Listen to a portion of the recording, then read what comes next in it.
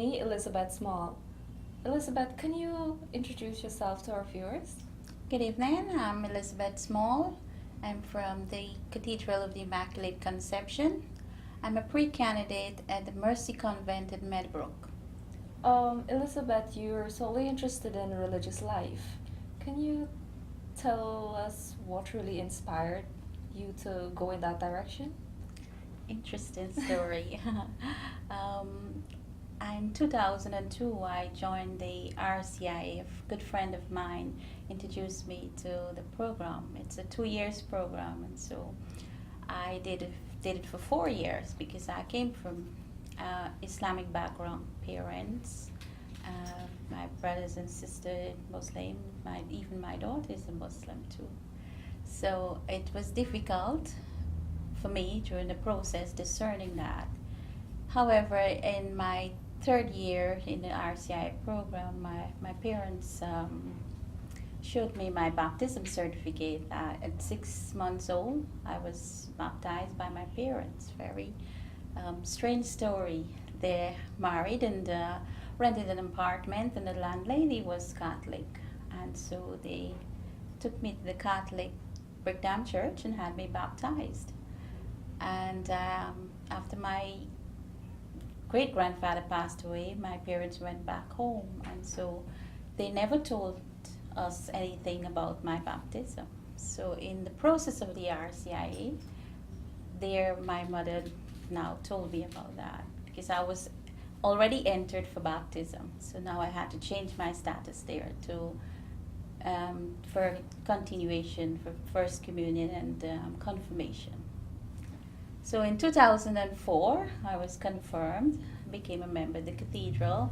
After that, my ministry work took me, deeper into my faith.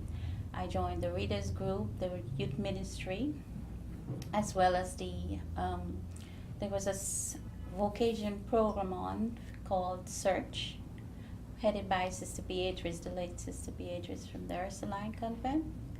And during that time we met, it was a discernment all the time, about, was religious life one for me? But I had a lot of question marks there, being my age, being that I had a daughter. Um, so, but I stayed in the meeting with the youths, and we continued to discern the call and the invitation from God during those years. Okay. There are different religious groups. They have the Missionaries of Charity, they have the IV Sisters, they have the Carmelite Sisters. Why did you choose the Mercy? I, well, to be honest, being part of the search group, we had an invitation from the youth office that's called Vocation Week. So each week we went to visit the different religious home, and there we had an interaction with the sisters where we could have asked questions, and they answered us. And so we went to Mother Teresa's home, then we went to the Ursuline as well as the Mercy Sister and the Carmelites. We didn't go to the Ivy because they're out of town.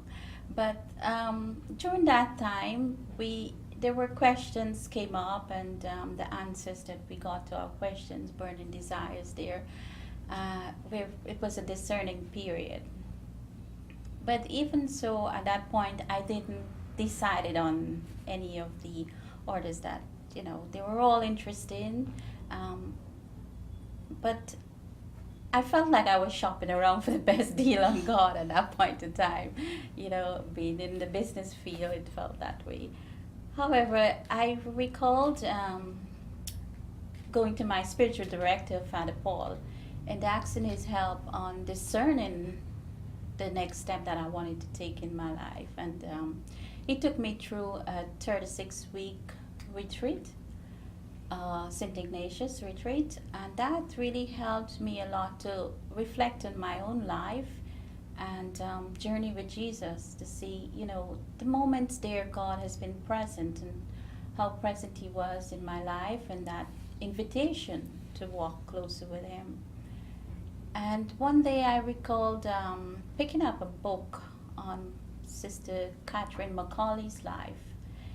And the first chapter there, I discovered she was saying that, strangely, she was saying that she didn't want to become a nun and start a religious congregation. All she wanted to do what God has been asking her to do. However, she had to join the convent and became a sister and then established her own congregations and order. And I found that so, I could have just connect with that because in my own life, that's what I was doing, serving God in the way, I felt He was asking of me. It seemed to be that this was a comfortable place to stay at. However, but there was always this burning desire to want more. And then she continued to say, Catherine Macaulay, that God can form us, reshape us, and bend us to fit the purpose He set forth for us. And I continue to pray with that and reflect with that. And then coming out of that, I met with Sister Julia, superior for the Mercy Sisters here in Guyana. And we had a talk. And from there, it was a total transition for me because they were willing to accept me in the convent. I'm in the process of the Common See, so I go on Mondays and I stay on Monday, Tuesday, Wednesday, and I come out on Thursday. And I get to spend the weekend with my family, my daughter. She's graduating, so she'll soon be a doctor and will be able to sustain herself. I no longer have that responsibility of paying her education and so forth. So she's starting her own life as well. So for the meantime, I'm on this program with them, and it seems to be working out. So it's almost 1 year since I'm you're there. a pre-candidate. Yes. Would you say there's enough support from your family and from the church family? Yes, I do. Or else I wouldn't be in continued staying there because first of all, I must say it's my relationship with God, that kept me going.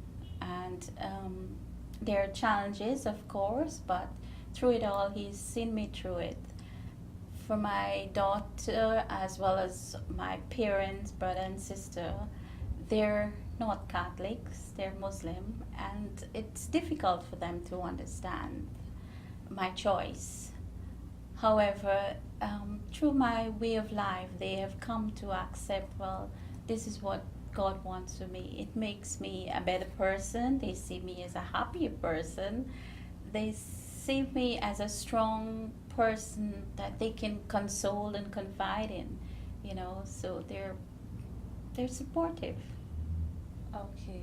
As well as my church community, my co-workers, they're there in my life, but I use the opportunity to evangelize my faith when they, ask questions sometimes, tease me, and it's always nice to have that challenge because it helps me to refocus at times. Okay. For the Mercy Convent, yes, all the sisters are very warm and welcoming. I have no complaint for my time being with them. It's a process of growing and learning, and I'm willing to do that. And they're giving me that support to do that at my own pace. We're almost at the end of this little talk. Thank you. Would you like to share with other young people who are probably discerning, people who are interested in religious life or any other life of service to the church, what message would you like to share with them? For anyone discerning a call to religious life, first of all, I'll say they must embrace their relationship with God. It is about where God want to take you, where He want to plant you, and where He want to use you. You have all the stories in the Bibles of people who find reasons why they shouldn't be called. I still do struggle with mine, but at the end of it, I want to do the will of God. And For me, if he's going to be with me and journey with me, I want to say be able to say yes to that. So for anyone discerning it, you may not always find people in your life who will support it, even situations in your life that will not be, supportive of what you're feeling or, trying to understand on your own. But constant prayer, a spiritual director is very good. I must give a lot of credit to that for in my life, having someone that you can confide and talk to, and you'll know when the right time, when to take the next step. God always does. He never leaves us hanging. So, for anybody who is going through that discernment, I like to encourage them to just stay faithful in their relationship and especially their prayer life. Well, I must thank you for sharing this with us today, and I assured you of our continued support and prayers. Thank you for having me.